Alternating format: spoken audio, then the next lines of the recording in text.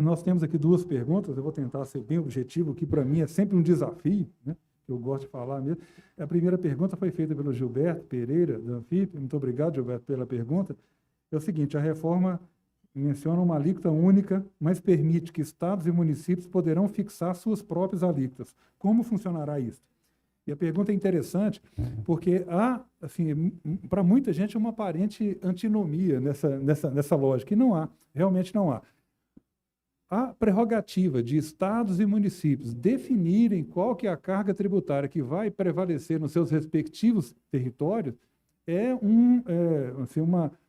uma decorrência, né, da necessária autonomia de estados e municípios, assegurada pelo artigo 18 da Constituição. A Constituição é clara ao afirmar que os estados, os municípios e o Distrito Federal são autônomos nos termos dessa Constituição, né? Uma das faces, e eu enfatizo, uma das faces da autonomia, ela não se encerra nisso, né? Depois até posso falar o que é nosso juízo, até já adianto logo, porque é um tema importante, né, para todos nós aqui, principalmente de estados e municípios, né? A autonomia dos entes subnacionais começa na prerrogativa que os entes devem ter de definir qual que é a carga tributária que a sociedade local aceita ou suporta que lhe seja submetida. Hoje em dia, nenhum ente tem sequer autonomia para tributar seu próprio cidadão com exclusividade. O cidadão de qualquer estado ou de qualquer município, como foi dito aqui mais cedo, é tributado pelo seu estado, pelo seu município e por todos os estados e municípios com os quais ele se relaciona economicamente com o malfadado tributação na origem. É isso que acontece. Essa autonomia hoje não chega ao ponto de tributar com exclusividade o próprio cidadão. Essa autonomia é resolvida, né, garantida na reforma, né? Então, ponto número 1, haverá autonomia se o ente da federação puder definir soberanamente, né, através do seu poder legislativo local, qual que é a carga tributária que a sociedade local admite que lhe seja imposta. Ponto número 2, que é outro pilar sustentáculo dessa autonomia, a prerrogativa de exercer pleno controle fiscal sobre sua própria receita. Isso conversa com a pergunta da nossa colega também, e também tem a ver com o assunto fisco. Não existe autonomia, né, sem que haja esse pilar de definição local da carga e o pilar do controle fiscal pleno sobre a própria receita, né? Não seria razoável que se falar em autonomia quando o ente não tem condição de exercer pleno controle fiscal sobre sua própria receita. Este pleno exercício fiscal sobre sua própria receita está assegurado na reforma também. E, evidentemente, o terceiro pilar é o óbvio, né? É a autonomia para gastar conforme lhe aprouver, para definir as políticas públicas que o ente gosta, né? Gostaria que seja, ou entende que devam ser aplicadas no seu território. Esse conjunto, pessoal, é que assegura a autonomia financeira, que é, em última instância, né, a projeção, a tradução da autonomia federativa é a autonomia financeira. Não existirá jamais autonomia federativa se não houver autonomia financeira, né? O sistema tributário vai estar a serviço da federação se ele assegurar autonomia financeira para cada ente com receita própria, sem ficar dependendo de transferência ou de fundo. É isso que nós estamos tentando, né? Esses três pilares. Então, a prerrogativa de definir a alíquota, né? Agora, o que as PECs prevê é a uniformidade da alíquota que foi definida localmente, né? Cada estado e cada município define a alíquota que lhe aprouver para valer no seu território. Mas a ideia é que seja uma alíquota uniforme, ou que tenha poucas alíquotas, né? Seja uma ou duas, enfim, mas que sejam muito poucas, como, aliás, é o padrão mundial, pessoal, né? O padrão mundial é a existência de poucas alíquotas, não é essa existência de uma enormidade de alíquotas, como ocorre hoje. No ICMS tem estados que têm 15 alíquotas internas. Estou nem me referindo às interestaduais, 4, 7, 12. Estou falando das internas, sem falar dezenas de reduções de base de cálculo, que são outras alíquotas, não é isso? Então, quer dizer, é este quadro que se pretende superar. Mas uma coisa é a prerrogativa de definir localmente qual que é a alíquota. Outra coisa é a uniformidade dessa alíquota para todos os bens e serviços consumidos nesse local. Pergunta número 2, bem objetivamente, essa aqui não tem o nome... Né, do Pedro? Tá. Bom... pois não, Pedro. Com a proposta de aumento do limite de isenção do imposto de renda, com o cashback e uma possível redução da tributação da folha e o IBS a 24%, não vai fazer o governo perder receita e aumentar o déficit fiscal? Eu penso que a resposta, até a pergunta é muito oportuna, porque nos permite reiterar, né? Primeiro, né, essa reforma da tributação sobre o consumo tem um forte impacto sobre o crescimento econômico. né? Impacto sobre o crescimento econômico significa ampliação da base, significa ampliação da receita sem aumento da carga, mantendo-se a mesma carga com proporção do PIB. Mas, além disso, a pergunta é muito oportuna, porque nos propicia, né, reiterar que a reforma tributária concebida, que o governo entende que deve ser feita, não se esgota na reforma da tributação sobre o consumo. Virá a reforma da tributação sobre a renda, com as correções das distorções, que, sabidamente, é um consenso entre nós aqui. Acho que ninguém, né, desconhece o fato de que é urgente que se faça também essa tributação. E na cabeça do governo não existe só a reforma da tributação sobre o consumo. A reforma, para que mereça esse adjetivo de reforma tributária, há de ser realmente ampla. Não há discussão quanto à amplitude dela, né? Então, o balanço final, Pedro, tem que ser feito à luz de todo esse conjunto, né, das medidas que vão ser implementadas na tributação indireta e que propiciam o crescimento econômico e, portanto, aumenta de receita sem elevação de carga, mas também do que vai ser feito, né, oportunamente na reforma da tributação sobre a renda, cujo Papa está ali. Eu confesso como fiscal do Estado que somos, né, Glauco? Não é exatamente a minha praia.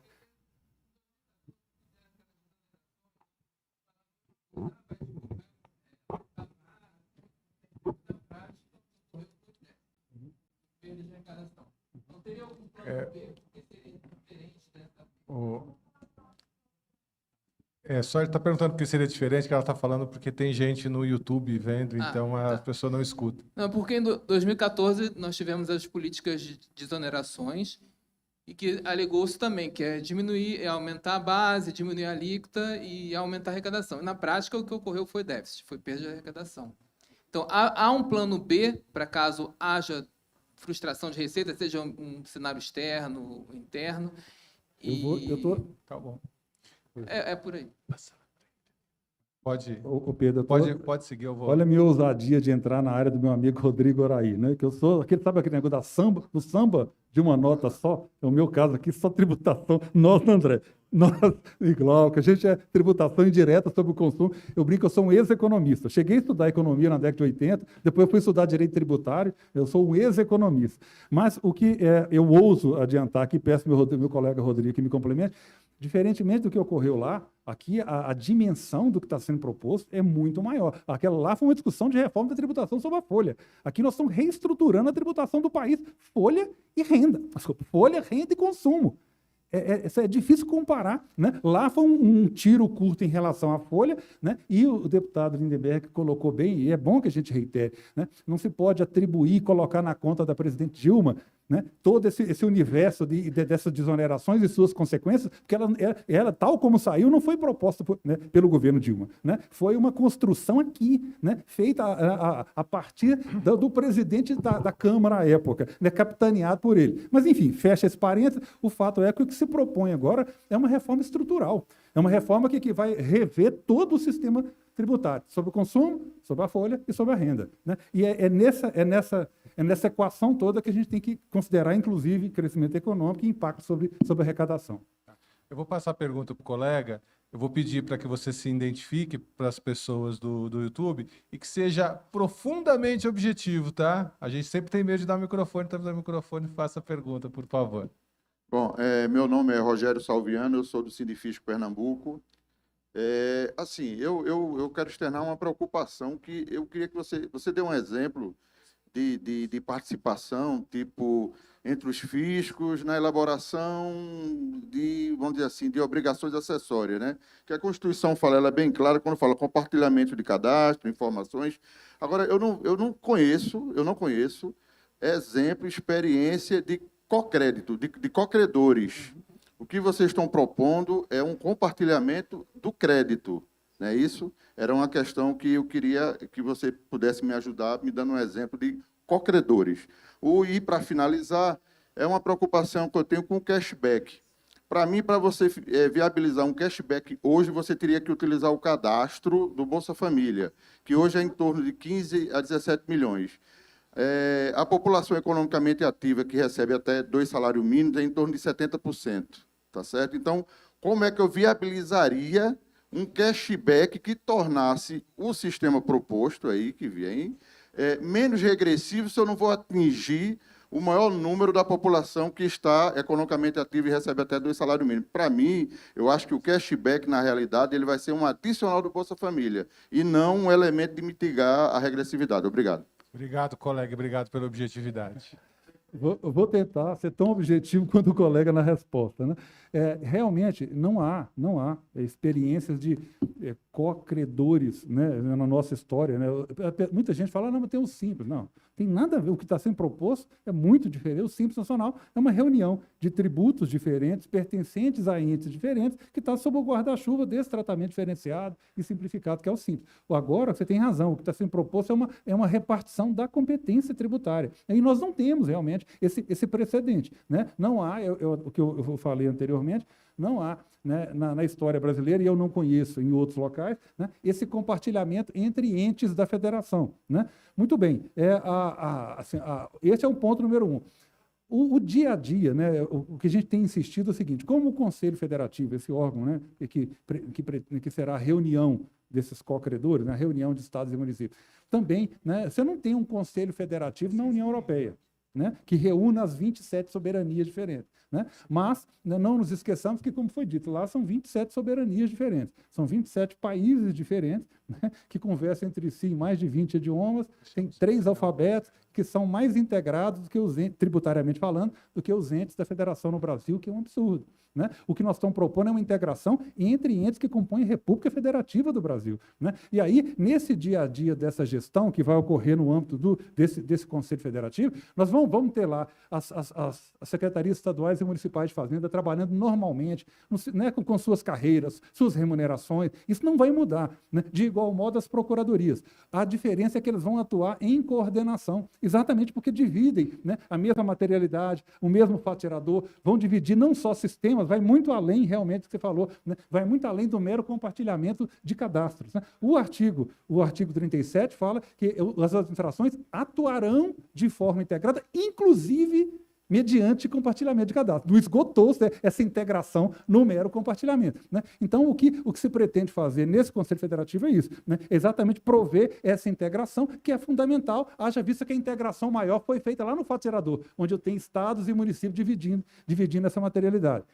Em relação ao cashback, né, o meu colega Rodrigo até está coordenando um grupo lá na nossa secretaria, estudando todas as possibilidades, estudando a experiência internacional. São várias as modelagens possíveis, né? Então, você tem razão, você pode fazer um corte pelo cadastro único, você pode, no limite, estipular um determinado montante que atinja toda a população. Havendo um limite, ela vai ser maior proporcionalmente para os mais pobres. Você tem várias modelagens possíveis, tem a experiência do Uruguai, né, Rodrigo, e tantas outras, né, estão sob escrutínio atento, né? Esse grupo de trabalho coordenado pelo meu colega Rodrigo Oraí, né, já teve, assim, inclusive, várias exposições de colegas de outros países que já têm essa experiência, exatamente para a gente colher, né, todas essas boas práticas e experiências e fazer as necessárias adaptações ao nosso federalismo, à nossa realidade, né? Mas, em princípio, o espectro é amplo, a modelagem está em aberto, né, e pode atingir, inclusive, no limite, né, a população inteira, desde que tenha um determinado limite, né, e esse limite, naturalmente, vai ser proporcionalmente maior para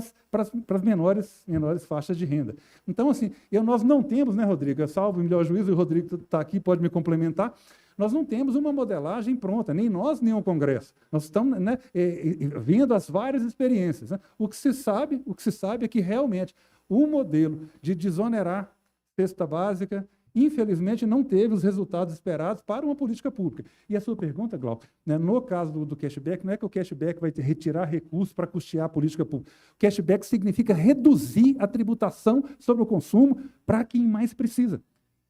Assim, ainda que se diga, olha, nós vamos manter nesse primeiro momento os 50% de tributação sobre o consumo, exceto para o mais pobre. O mais pobre não vai ter 50%, pode ter 0%. Então, não é que ele é um funding para custeio de políticas sociais. Ele é a redução da tributação sobre o consumo para os mais pobres, que é o que nós estamos falando aqui, que nós temos que fazer, de preferência, né, para todo mundo. Mas nós já vamos fazer para quem mais precisa, pela via do cashback, que, segundo estudos, e aqui eu acho que não cabe negacionismo, são estudos técnicos aqui na Europa, né, que provaram que é o mecanismo mais eficaz, né, mais eficiente de fazer política pública sem desperdício de recursos, sem o vazamento, né, que o meu colega Rodrigo explicou, que infelizmente se constatou nessas demais alternativas. Obrigado aí pela pergunta. Vivian, tem mais uma pergunta aqui. O nosso colega inaugurou a objetividade a 59 segundos. Certo, Celso? 59 segundos, tá? Alô, alô? Opa, tá. Bom, Manuel, em primeiro lugar, te agradecendo.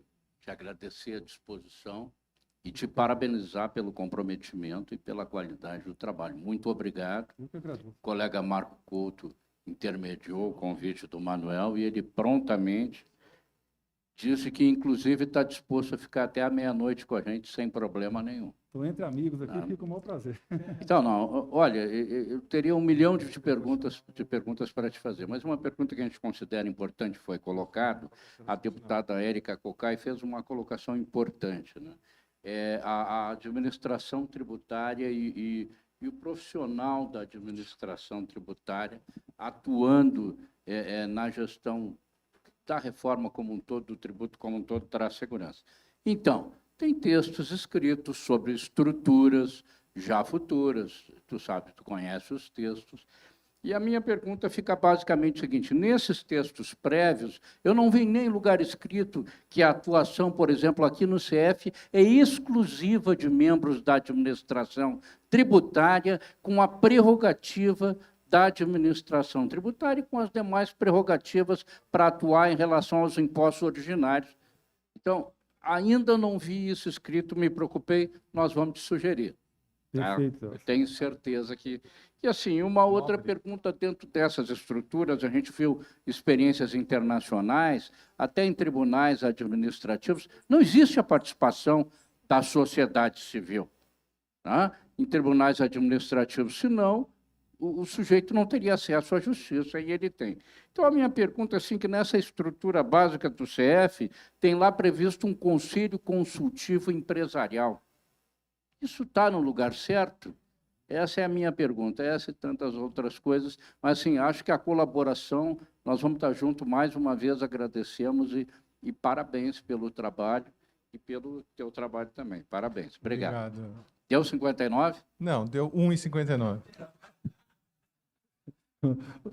Celso, muito obrigado. Eu que reitero aqui o meu agradecimento aí pelo convite, agradeço muito a sua pergunta, né? Eu acho que esse é um ponto importante que tem que ser deixado muito claro. Em primeiro lugar, né, nós estamos sempre militando aqui nessa lógica da PEC 110, que é que avançou mais no detalhamento desse Conselho Federativo, que prevê o IBS dual. Em primeiro lugar, um recado que tem que ser dito claramente. O Conselho Federativo será o que estados e municípios entenderem que ele deva ser, porque só integra o Conselho Federativo estados e municípios. A União não está lá e não incumbe a União tomar essas decisões por estados e municípios. É o ponto número 1, né? E isso é importante que isso esteja muito claro, né? Porque até tem uma palavra infeliz no texto das PECs, André, apuração centralizada e tal. Eu também sou de Estado, pessoal. Certos termos trazem uma memória muito ruim de tentativas anteriores de intervenção ou de centralização da União, o que absolutamente não está em discussão aqui. No IBS dual, a União não participa desse IBS subnacional e não participará e não participa da gestão desse tributo, porque ela não tem competência para esse tributo. Então, o que afinal vai prevalecer é o que, claro, né, o Congresso Nacional é que dá a última palavra, não somos nós e tal, mas a vontade que tem que prevalecer é a vontade dos cocredores desse tributo, dos que detêm a competência, estados e municípios. Ponto número 1. Ponto número 2, você tem total razão. Esse Conselho Federativo, pessoal, isso é uma administração tributária. Tão administração tributária quanto a Receita Federal do Brasil, a Secretaria de Estado de Fazenda e as Secretarias Municipais de Fazenda. E não se cogita, na nossa concepção, de uma participação da iniciativa privada na gestão de uma administração tributária, que isso nunca aconteceu. E não há sentido para isso, né? Nós sabemos que tem vários... nada, esse detalhamento não consta realmente, você tem razão, esse detalhamento não consta da PEC, né? Até porque, assim, já tem algumas normas lá sobre Conselho Federativo, mas não se esgotou o tema, né? Tem questões que realmente são questões regimentais que não cabem num texto constitucional, mas que terão que ter na lei complementar que institui esse Conselho Federativo. Mas é importante que as entidades tragam realmente para o debate tudo aquilo que elas entendem que é crucial que conste do texto constitucional, né, para que o Congresso, que é o árbitro final dessa discussão, do texto dessa PEC, possa, né, bater esse martelo. Agora, você tem total razão, nós estamos falando aqui de administração tributária. Né? Não tem nenhuma diferença de Receita Federal do Brasil, Secretaria de Estado de Fazenda, Secretaria Municipal de Fazenda para o Conselho Federativo. O Conselho Federativo é como se fosse uma junção em relação ao IBS, e eu enfatizo isso. A Secretaria da Fazenda de Minas, de onde eu procedo, vai continuar a existir tal como existe hoje, administrando IPVA, ITCD, taxas estaduais, ou ITCMD, conforme queira. Né? E a questão é, em relação a este tributo, nós, a Secretaria de Estado da Fazenda de Minas, eu estou falando assim ainda, não temos como tomar decisões por todos os... E não temos competência, e nem é razoável que nós avoquemos tomar decisões pelos municípios do Estado de Minas Gerais. Eles são tão legitimamente sócios nesse tributo quanto nós, estados.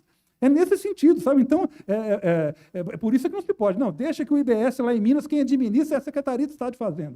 Mas por que não a Secretaria Municipal de Belo Horizonte, de Uberlândia, de Montes Claros? Isso vale para o país inteiro. Nós temos competência, né, no fisco municipal e no fisco estadual. Então, se é realmente uma mudança de paradigma no sentido da cooperação, nós não vamos ter essa discussão de puxar a sardinha para lá ou para cá. Nós vamos nos reunir e o Conselho Federativo é esse locus onde estão reunidos estados e municípios para gerir o que é seu.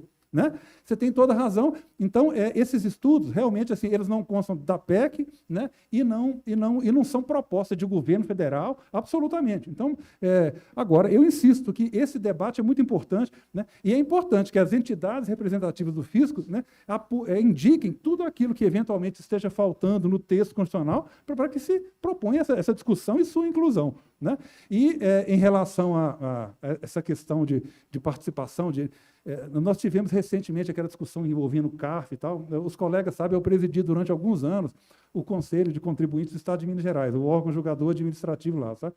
Eu tenho uma posição muito clara, sabe, pessoalmente falando, e aqui eu estou falando, deixo claro isso em nome pessoal, embora não haja nenhuma divergência com a posição atual do Ministério da Fazenda.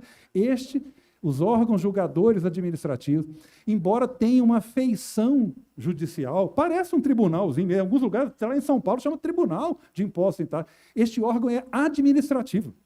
O que dele emana é ato administrativo, não é decisão judicial, não. A vontade que tem que prevalecer sempre é a vontade da administração. Ainda que para a formação dessa vontade haja a participação, no caso dos conselhos paritários, né, de representantes da sociedade, a palavra final tem que ser dada pela administração, porque esse órgão é da administração, o que dele emana é ato administrativo, e o que fundamenta essa decisão não é o direito de ação, é o direito de petição aos poderes públicos. Né? Tem que estar aberta a todo e qualquer cidadão, sim, independente de pagamento de taxa, independente de ter advogado ou não, mas a palavra final que tem que prevalecer é da administração, seja lá, seja no Conselho Federativo. Obrigado. Obrigado, Manuel.